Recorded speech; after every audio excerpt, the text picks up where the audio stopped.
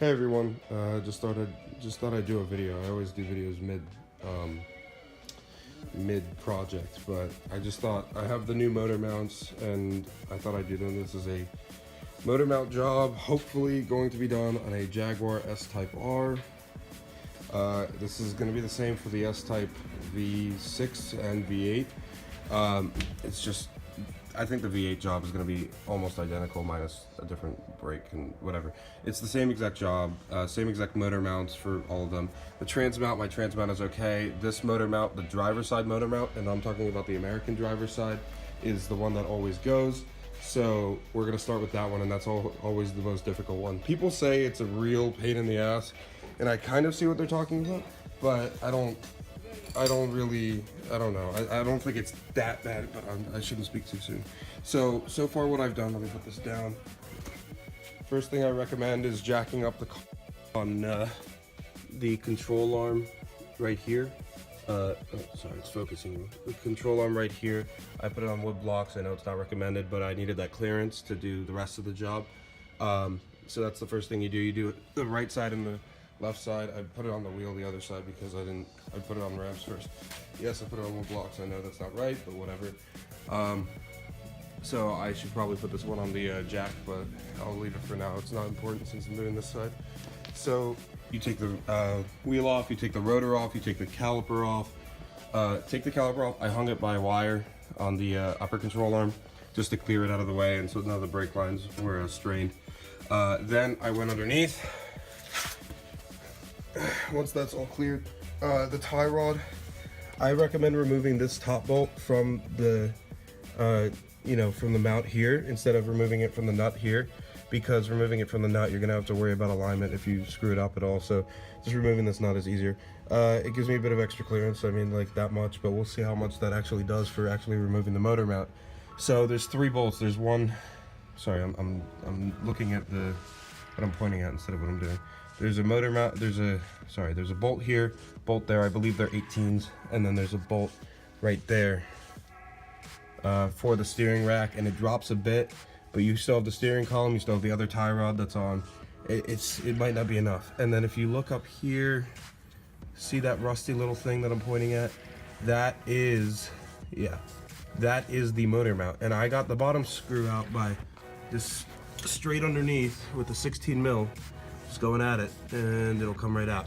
Top mount, top nut is a little bit more difficult, but it really isn't that bad. So, coming up to the top of the car, you can't see a thing. You can't see anything down there. You know, it's not focusing, but whatever, it doesn't really matter. You can't see anything because this is a VM.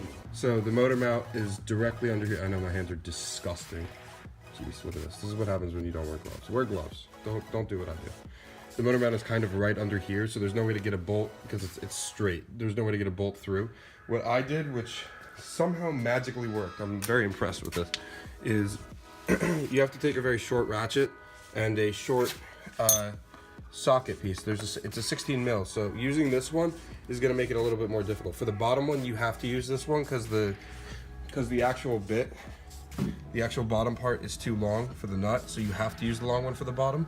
For the top one, you don't have to. You can use a shorter socket piece. I use this 16 mil for the top mount, this 16 mil for the bottom mount, because you need that extension, and then you need a long extension piece for the bottom mount. So I had this one on this one and a breaker bar, and it came right off. I have a 25 inch breaker bar with an adapter piece at the top because it's not that much torque, and I don't have the 3/8 breaker bar. It came off right away, no problem with the bottom bolt. Top bolt, you put it on a shorter piece, right, like that, and then you go at it. So, all right, so this angle's terrible, but I'm trying to see. You have to take a good look, because this is why I'm saying you have to take off the rotor and the wheel and all that, and the caliper, because you need to see what you're doing. And when you go in there, I really can't get a good angle, but you go in there and then you put it on like that, like right at the top of yeah, now it's like on. I mean, the nut's off, but like that's where it is, and then you just go at it like that, and then just be patient, it'll come off. Once it's off, that's where I'm at right now. So I just got the 2 bolts off by taking everything apart. Yeah, so we'll see. A Jaguar specialist quoted me $800 some for in just labor, not including the motor mounts. I bought them on I think by Deutsch Parts or whatever. So that's where I'm at right now. I'll keep going with this and see what happens.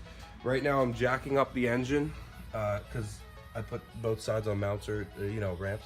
I'm jacking up the engine and transmission mating point and seeing if that gets the bottom part of the, seems to be moving a bit.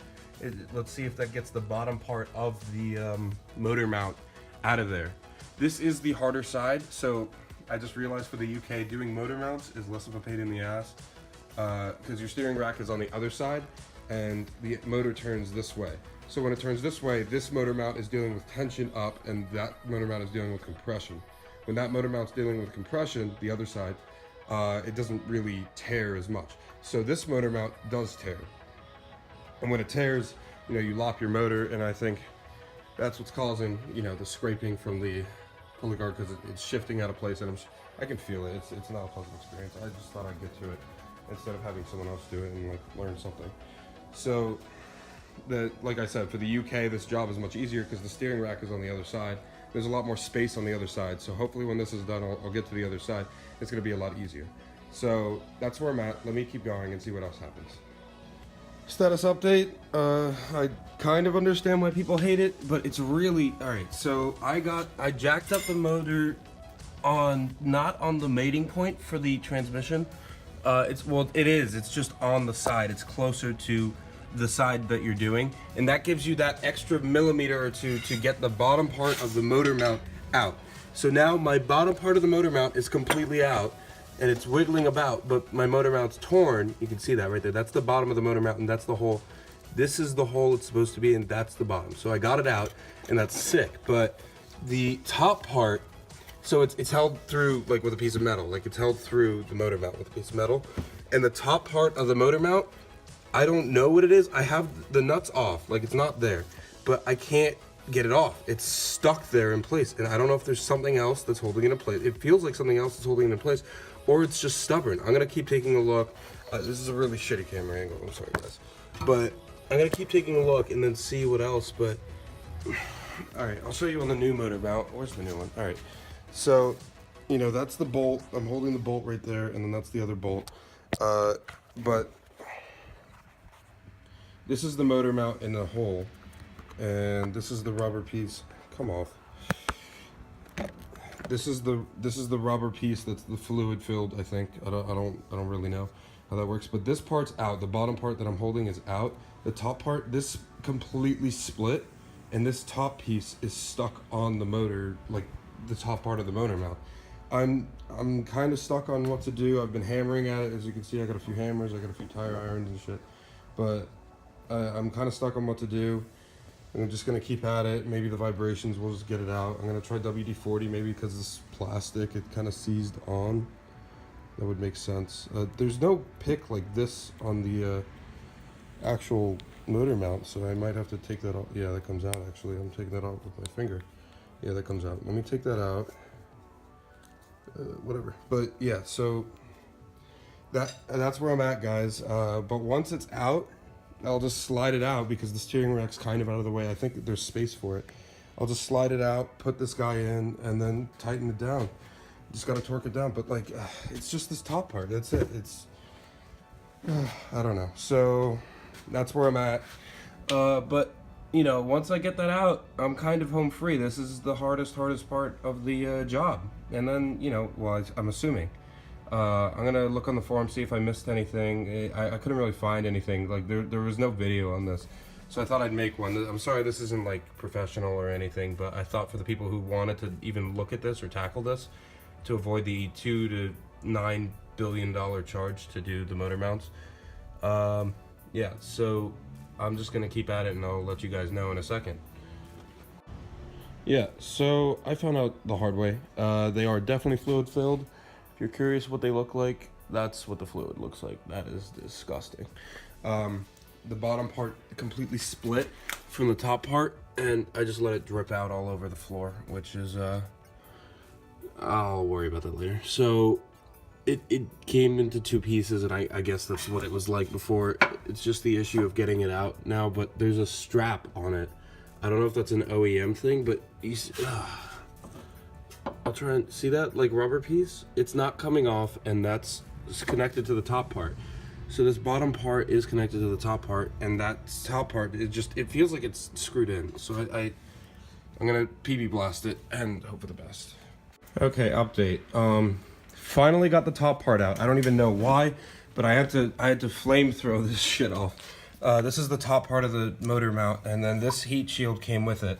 So there's this like little stick piece. I had no idea what it was, but apparently there's this strap that goes around. I don't know how to mount it down, but I'm just gonna, and you can see the piece in the crevice in the new motor mount. So I'm just gonna, I strapped it down with this. There's like a little clip here that comes out, and you strap it in, and I burned it, as you can see, because it was not coming out. I spent hours. So I finally got it out. I'm gonna put this one in with this piece. I'm gonna put this heat shield on top so the rubber doesn't burn.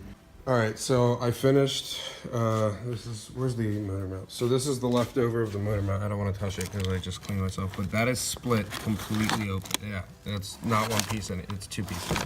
So that's completely shot, and the motor mount is done and complete. It's in the car, and the car is finished for that side, and that's the tough side, and that's the side that actually rips. So now that it's done, I'm not gonna touch the other side because it's too late, and I'll worry about the other side later. But basically what was involved was there's a little heat shield on the cover. Let me grab this. This is a rubber piece that looks identical to the heat shield, and there's a little hole here, like a little groove, and that's where you put the plastic piece that sticks up and like wraps around for the strap, and then the strap wraps around to the bottom. And you cannot get it in. So I did the bottom one first, the bottom nut first, and I dropped it in, and then like you can't maneuver it. So I put the bottom nut in, and then I screwed the bottom nut like into as tight as possible, and then I dropped I raised the engine a little bit, and then I jacked up the engine and the engine point at the point I jacked it up, and then I cut this down. I cut a sliver down the side so I could bend it open, slide it in, and then screw it on, because it's going to function the same. It's just got a slit through it. So now that that's done, and then I dropped it again. I dropped the engine again from the jack, and then did the top bolt, tightened them down, and then did everything in reverse. And that's how you do the motor mount. So that's done, and it's much smoother, less lugging, especially if you go wide open throttle or from a standstill or something. It's much smoother, less jolt, less weird shift feeling through shifting and stuff like that. Feels great, and the other side's okay, but it's recommended that you do both at the same time. I just ran out of time, and I'm gonna get to that another time. But the other side's much easier, so there's less to worry about. It's just no steering rack or anything. Well, there is, but it's not as tough. So that's how you do the motor mounts on an S-Type R, and this is also going to apply to regular S-Types too, and it can probably apply to the XKs. This is just a little bit tighter. This is the hardest job you will possibly see in all of the Jaguar lineup through XJ, XK, because it's the tightest fitting car. So yeah, if you can do it on an S-Type, you'll definitely be able to do it on an XK, XJR. So yeah, that's a video. Sorry for the bad film and lighting and all that, but I just thought I'd give you guys a rough idea on how to do it.